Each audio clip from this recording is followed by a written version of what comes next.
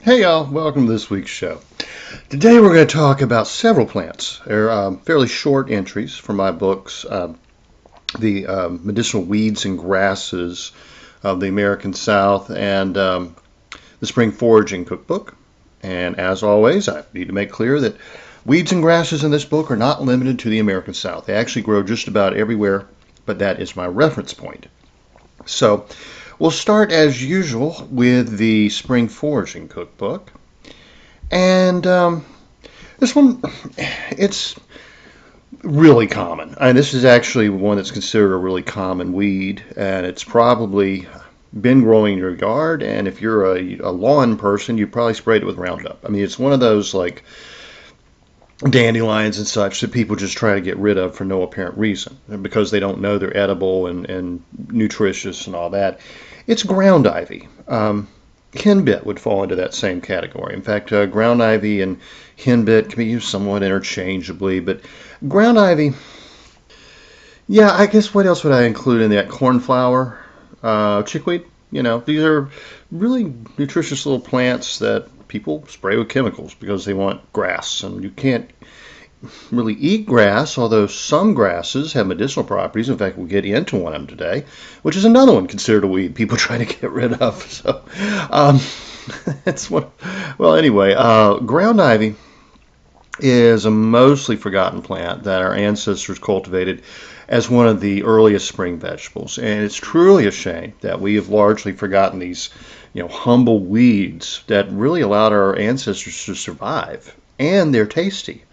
A quick online search will find many articles advising people to eradicate them from lawns, and most farmers till these abundant plants under before planting, and really you'll find ground ivy growing a lot in cultivated areas, fields and such. It really is, if the field hasn't had a lot of bad chemicals sprayed on it, which most have these days, but you'll see it it's really one of the first things to pop out in the spring, and you just see it everywhere, at least in the central and southeastern part of North Carolina, South Carolina, Virginia.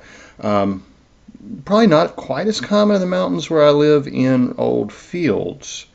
And that's really just probably because of the changeover in farming. We used to grow a ton of cabbage up here and sweet corn. And then I guess in the 70s, everybody switched over to Christmas trees.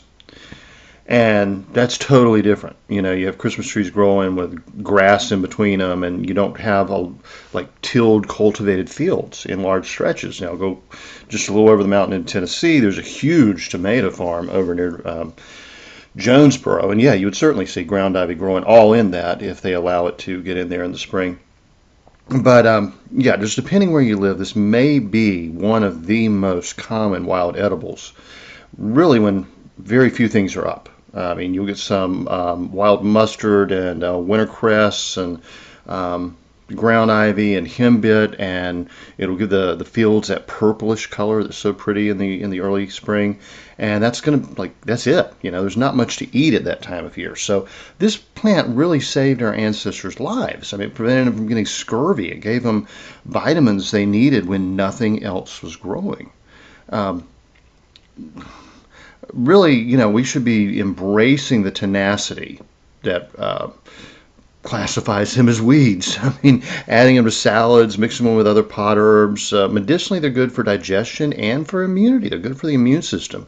And what was once valued as a nutritious food that prevented scurvy, like I said, largely forgotten. And, it's up to us to right that wrong. The whole food's not lawn movement.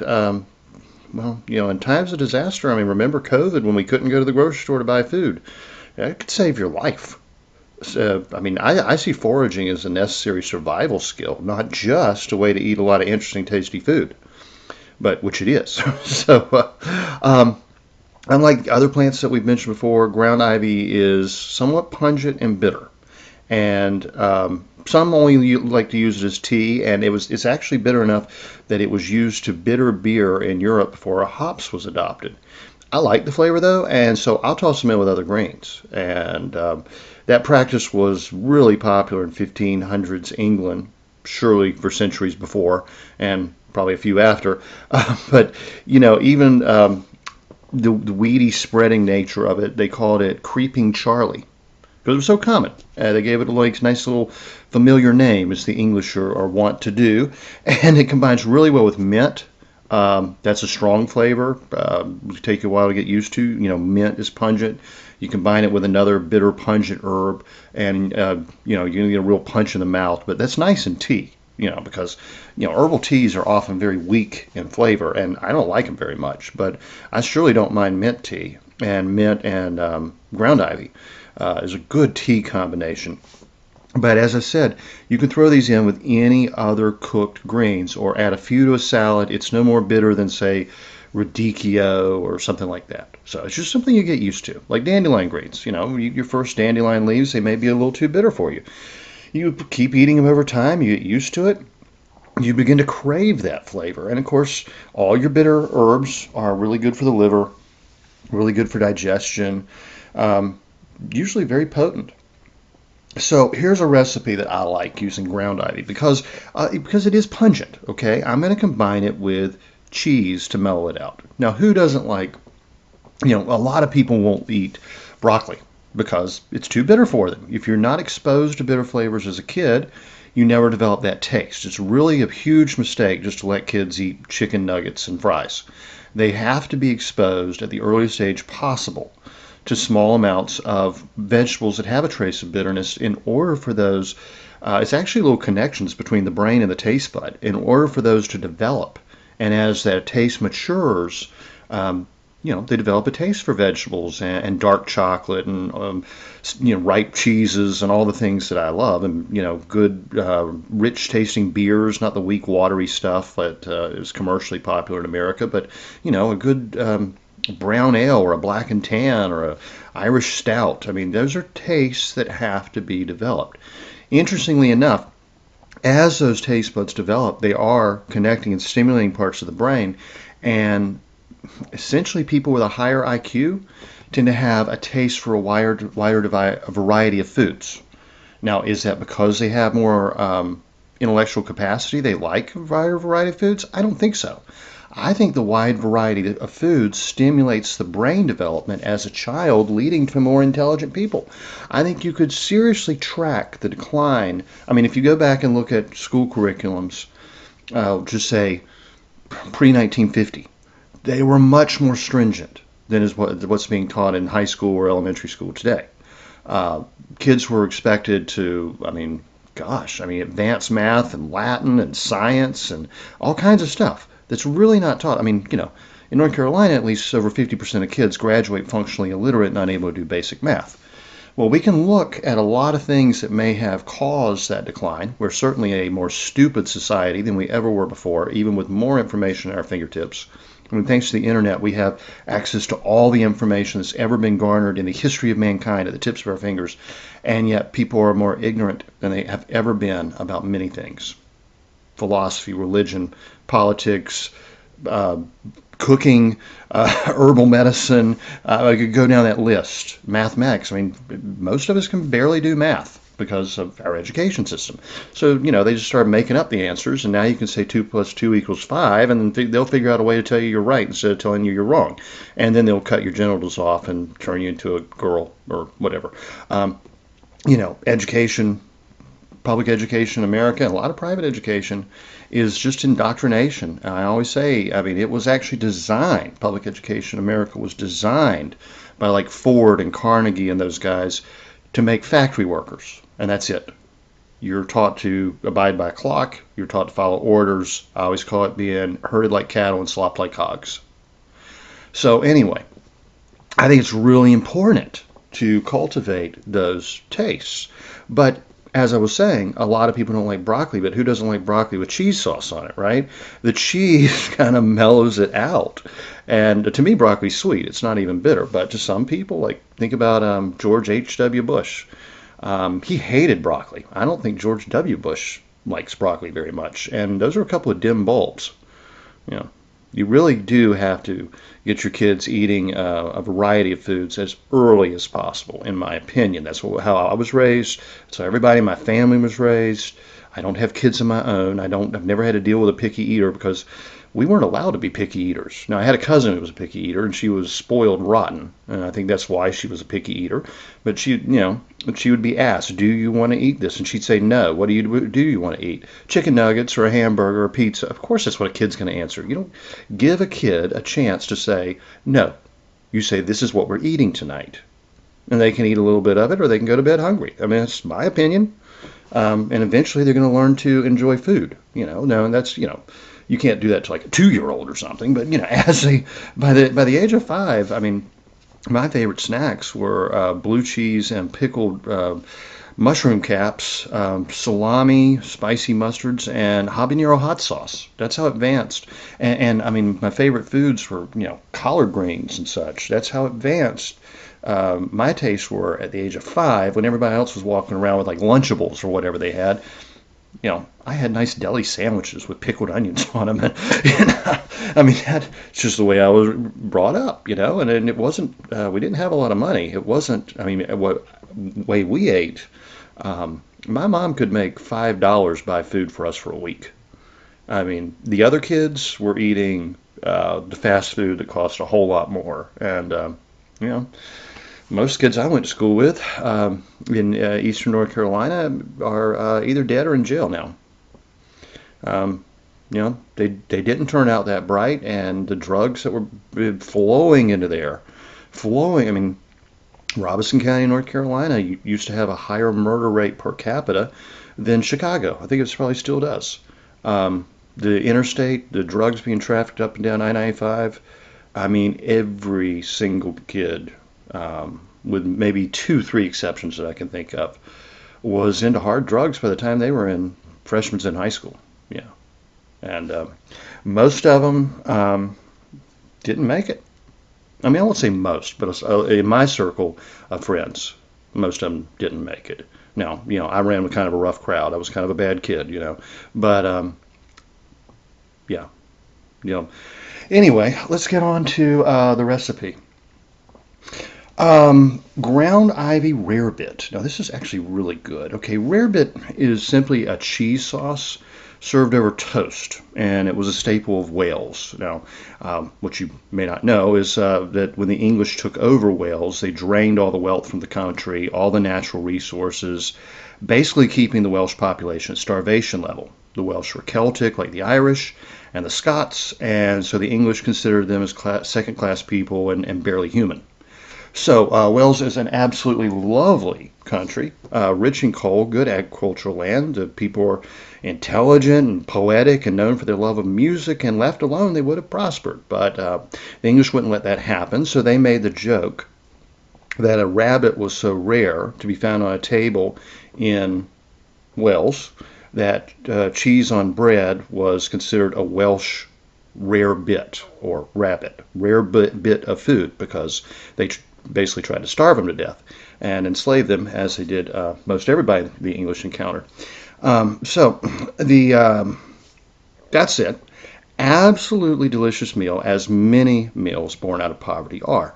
Um, it's usually made with good dark ale, sharp cheddar, and the Welsh are also known for their love of leeks. It's actually their natural symbol is leeks. In ancient times, they wore them on their heads going into battle, and if they were wounded, they would use the leek to prevent infection, and if they were hungry, they ate the leeks. So pretty made a lot of sense actually to carry alliums into battle. And I'd make my symbol the ramp. I love ramps, which is a wild leek, so I can really identify with this. So whereas many rarebit recipes may not include a lot of alliums, out of my taste, which do run toward the savory, and I love the onions and the ramps and the leeks and all that, and a little tribute to Welsh history. I do. So this is just what I came up with. All right, cheese. Now, most folks use a strongly sharp cheddar. And but given the history of this dish, it's a poverty dish. I use any bits of cheese I have left in the fridge. If I have a little bit of blue, if I have a little bit of Swiss, it all goes in the pot, just like I would fondue or anything like that. Another dish of necessity that was helped people not to starve during the war. So I just throw everything together, but I'm always going to have a little bit of cheddar, and then maybe some dried up pieces of mold, or some little moldy Swiss that just trim the mold off of it. Edam, Parmesan, even Gouda, whatever you got. Never throw cheese away. At the very least, you can always use cheese rinds and such to make soup. Very popular poverty food in Italy, but cheese should never be thrown away. Just trim off the moldy bits. I have like alliums. I'm going to use ramps especially, but chop leeks, onions, garlics, chives, shallots, any of it, and all of it, all mixed together. The more the better, in my opinion. You need butter and flour to make a roux, some milk, bread, and hearty homemade sourdough is best.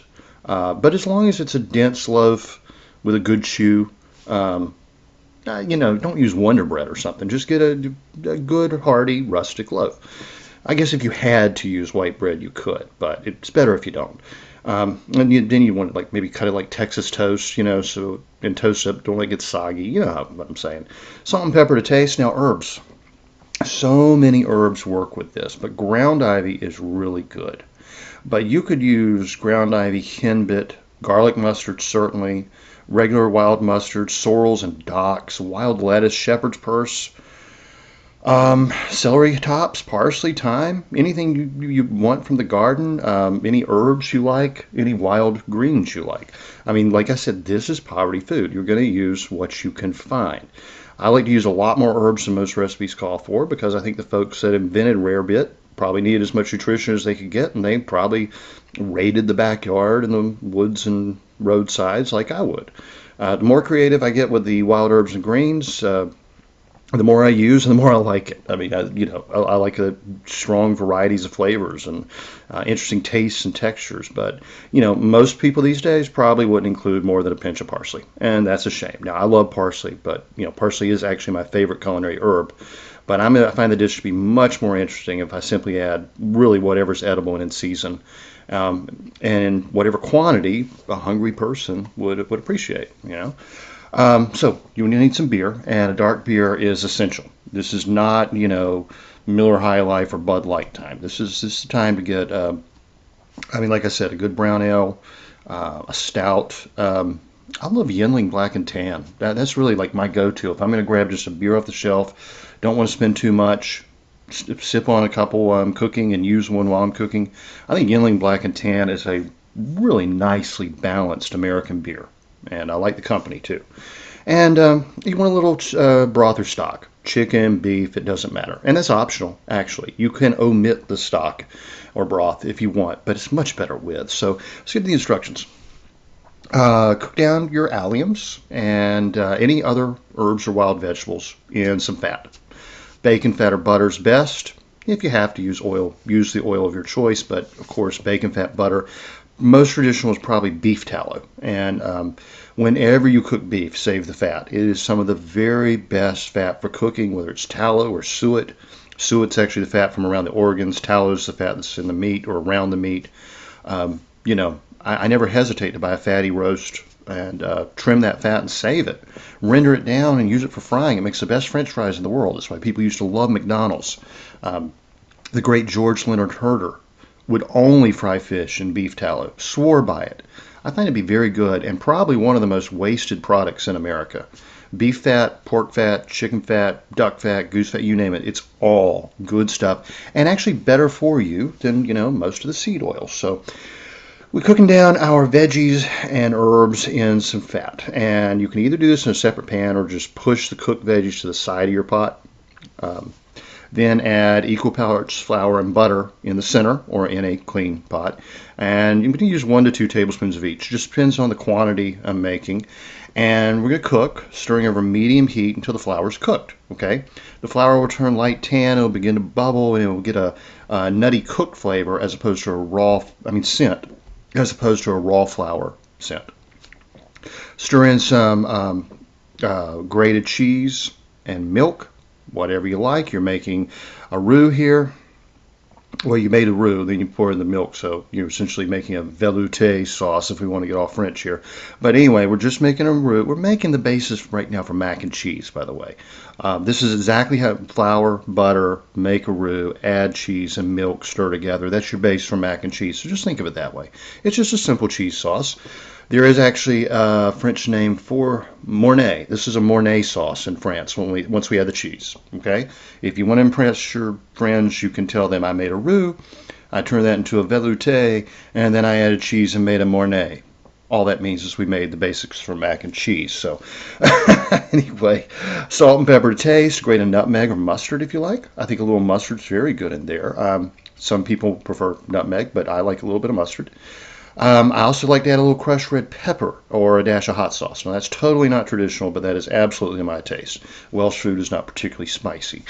Pour it over the bread in a baking dish. So put your baking dish in the chunks that you would have considered serving size, not a whole loaf. Cut it up into chunks that you would consider like a nice serving on a plate. Pour the sauce over it in a baking pan. Pop it in the oven.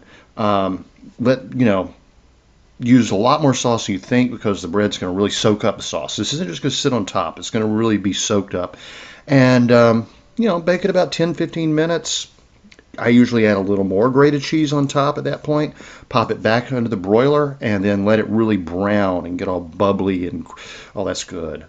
Golden brown and delicious, on top. And, it would be a luxury to serve it along with a little bacon, ham, or sausage, but I certainly would. The people who invented the dish wouldn't have bacon, ham, or sausage, unless it was a special occasion. So, and if you save some of your beer, have a nice good beer with it, and you're going to absolutely love this dish. You'll figure out 100 variations on it, and you'll probably be making this, or just consider it an alternative to mac and cheese, and you're going to love it. You're going to love it. And when you do get one of those bitter herbs, remember, combining it with cheese sauce and Mornay will really make it more palatable for most people. Kids would love Welsh rabbit, Welsh rarebit, even with a few bitter herbs prepared this way. Good way to introduce. I mean, who doesn't like melted cheese? Everybody likes melted cheese. Well, yeah, even the Japanese, who are mostly lactose intolerant, really do go crazy over melted cheese, come to think about it. But anyway, all right, now let's move on to our medicinal herb. And like I said, we're going to do a couple of these because they're short entries. And we're going to start with one that actually confuses a lot of people. Now, this is American senna, also called American sickle pod, Chinese senna, coffee pod, coffee weed, or simply sickle pod. It is Senna obtusifolia. Now, where people get confused is that the European senna, which is Senna cassia. Remember, this is Senna obtusifolia. The European is Senna cassia. Is one of the most popular laxatives in the world and has been for centuries. Most people don't use a lot of medicinal herbs, but senna is one they know. So when you sell them this plant, Senna obtusifolia senna, all they hear is that it's senna, and they might try to use it as a laxative. It can actually be a little dangerous, so I wanted to cover this one. There's not a lot of information about American senna being used as a medicinal herb, but it does have traditional use in Asia and among the Cherokee. In fact, Plants for Cherokee tells us that it was used for a disease called black. When a person becomes black around the mouth and eyes, a deadly disease, and the author speculates that it may have been caused by a cerebral hemorrhage. Also used for heart trouble. The roots are steeped in hot water, and a formula recited. Now, okay, Cherokee herbalism pre-Christianity. Most all Cherokees are Christian now, and they used a lot of incantations, you might say. There were certain words, and it, whether they had any effect in healing or not, probably psychologically made a person feel like they were really being treated by a shaman that knew what he was doing. So we're not going to worry about the incantation here. We're just going to talk about the herbal value. But it also was used for heart trouble. I think we just said that. The decoction drunk for a disease caused black, in which the hands and eye sockets turned black, but the disease was more dangerous when the eye sockets became black, while black spots appeared on the arms and legs and over the ribs of one side of the body, accompanied by partial paralysis, resulting in death should the spots appear on the other side. So obviously, whether it's a cerebral hemorrhage or not, which it probably was, very, very dangerous, and a tea of wild senna was taken also for fainting spells, and but topically it was used on sprained or sprained rib joints, broken bones, and such, as a poultice or wash, and it would said to help cure it. I don't know, haven't tried it. Wild senna was also used in a formula the Cherokee used for pneumonia, and the leaf was used as a laxative. Now, it's a very powerful laxative, and not one you would want to use. Okay, they would use it for high fevers in children, using the root, a tea of the root, and bruised and moistened plant used as a poultice for sores. That's about it we've got as far as American or Western uses. The Chinese use of it is more in formulas and is very complex, so I'm not even going to get into that. My main point of this is, don't confuse Senna obtusifolia, also known as sickle pod, with Senna cassia, and you don't want to do that because it can be toxic. All right, so the next one we'll get into is Setaria pumila. That's cattail grass, foxtail, a very common name for it, and Setaria viridis, bottle grass, green foxtail, really common. Not much medicinal information on pumila, but it's a very good wild edible. The seeds can be prepared and eaten like grass. And so that makes it a very valuable survival food. And like I said, this is another one of those so-called weeds people don't want growing in the grass they buy. They want to get rid of all the wire grass and couch grass and crab grass and foxtails or green bottle, various names for this. But if you like wild rice, which I really, really do, this is one to look for. Setaria viridis may be used similarly. But plants for future states of this variety, medicinal use of green bristlegrass, the seed is diuretic. Emollient, which means softening. Febrifuge helps with fever. Refrigerant means cooling. And tonic, or good for digestion, probably. Tonic has several uses. You may have heard of taking a spring tonic or taking a tonic. That's what we might now call, there's another word that's really good for that. I'll probably think of it in a minute. But it brings the body back to health. Well, most times when we read tonic in a more modern herbal book, it does mean for a digestive tonic to help with digestion. But one never knows, and you got to do a little research on it. But they say the plant is crushed and mixed with water and then used as an external application in the treatment of bruises. So, just as I think I probably included this one in the forage. No, this one will be in the fall foraging cookbook. You don't harvest the seeds in spring. You got to have a little time. But it's actually been called wild millet. It's a pretty useful grain, but with some medicinal use as well. And another good one that Well, it's another good wild edible, and I think this one is actually in the spring foraging book. This is Sinapsis arvensis, and it's got so many names. Buzzcock, believe it or not. Yes, that was a punk band. Well, it's also a wild edible green. California rape. It looks somewhat like rapeseed or canola. This is where it's called in America. It's canola. Canola oil. Beautiful. It's in the brassica family. Beautiful yellow flowers. Charlock, very common, or Charlock mustard, often called that in England. Field kale, field mustard. Kedlock rapeseed, so wild kale and wild mustard. So, likewise, very common and obviously used in many places because it's got so many common names. You can always, when something's got like 20 names, a lot of people used it. Likewise, this plant, very important wild edible, one of the first greens of spring. This is one of the wild mustards that's going to be out there with your henbit and your ground ivy. I mean, this is like what I'm foraging for in March. February in the eastern part of the state. Yeah, I mean, February, eastern North Carolina, South Carolina, Georgia, the fields will be full in February, where we're still, under a foot of snow in the mountains.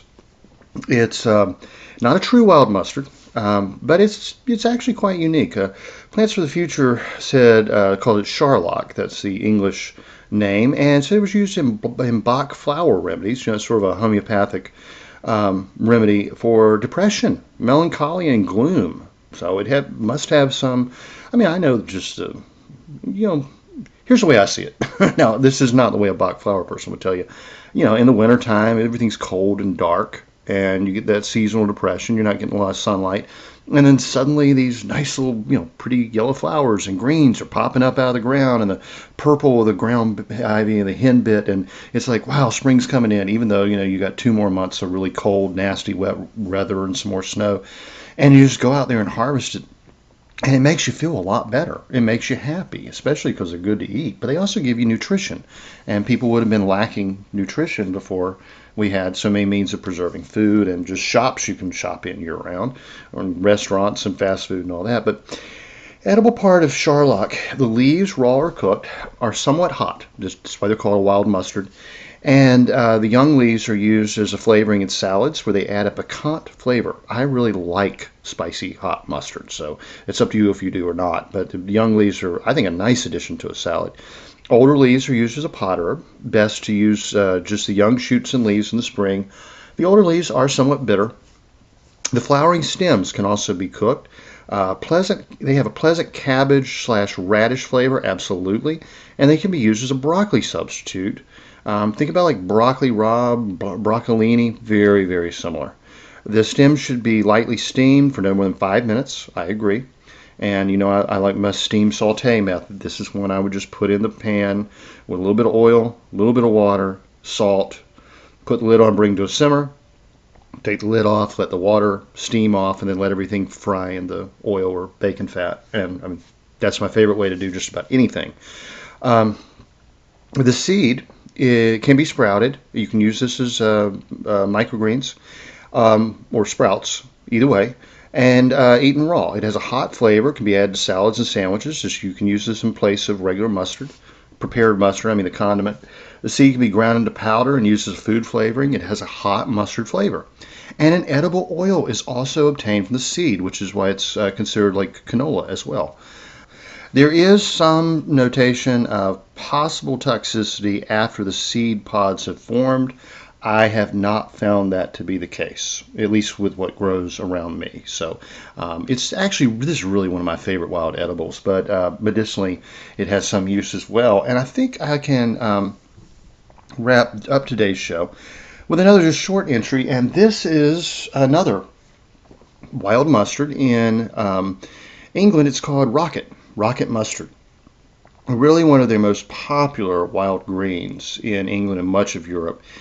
And it was brought here to be used as food. It is also medicinal, though. And it is Sisimbrium,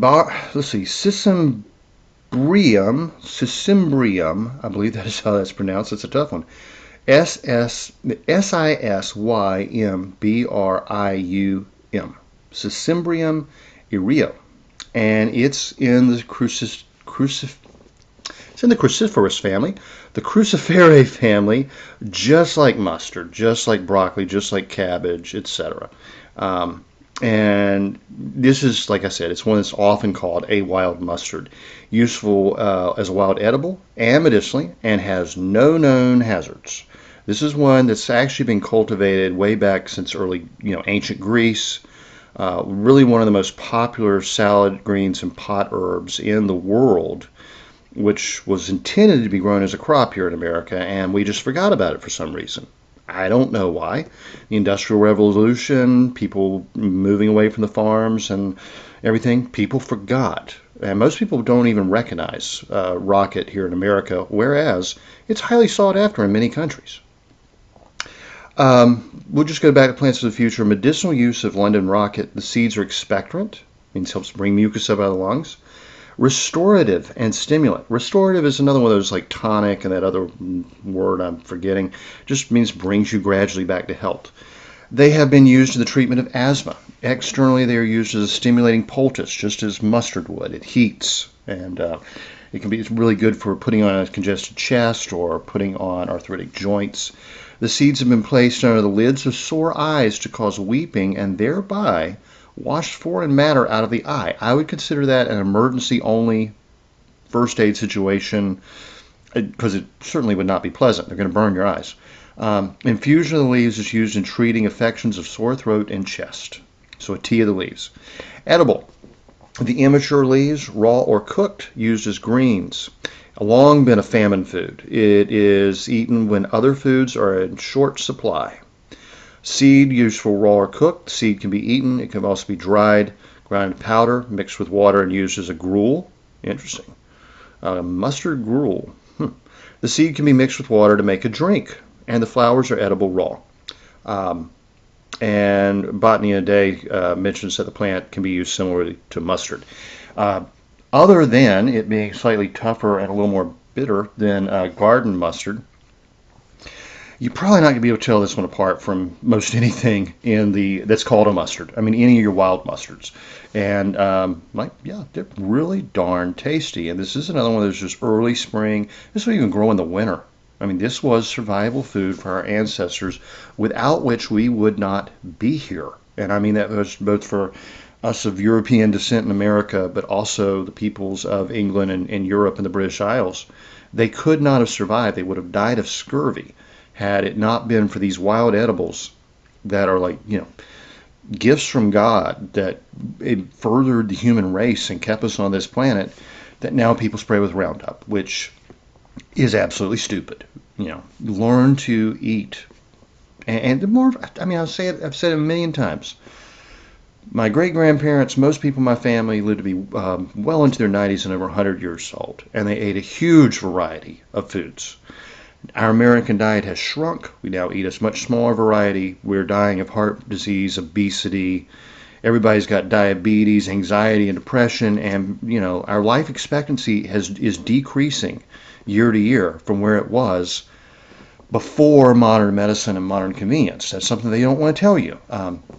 I am really pleased that President Trump's brought Robert Kennedy Jr. into his campaign.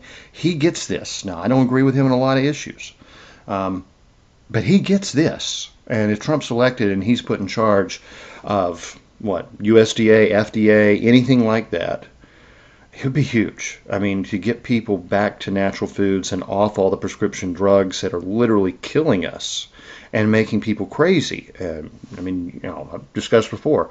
The one thing all the school shooters have in common is they were all on ADD, ADHD medications and antidepressants, and most of them on antipsychotics too. These kids are so pumped full of pills by the time they're 10, 11 years old, they don't even know what their real personalities are. I mean, it's awful.